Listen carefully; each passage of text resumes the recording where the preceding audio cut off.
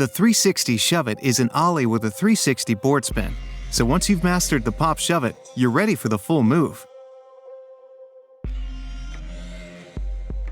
The movement of the kite is similar to a regular ollie, pop shove-it, or little backside air, just with more speed to generate some decent lift.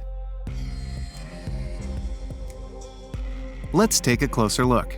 Step back to the tail of the board. Steer the kite up and carve the board upwind to prepare to ollie. Kick down on the tail of the board to pop and shift your body weight from your heels to your toes. As you pop the board, quickly bend your front knee to allow the nose of the board to come up and out of the water. Once the board is airborne, use your back foot to kick the tail up and into the wind, while simultaneously pushing with your front foot to bring the nose of the board down and downwind. The strength of the kick will determine whether you'll make a pop or full 360 shove-it, so kick harder to make sure the board spins the full 360. Pull down on the bar for some extra lift if needed, and steer the kite back down as you come into land.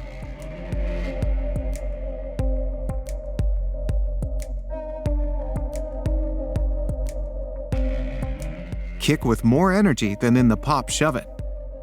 Try to touch the board with your feet before landing for better control.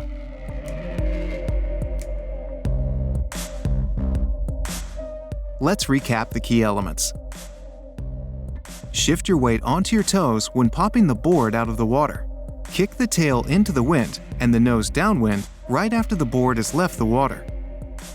Try to touch the board before the landing to regain control.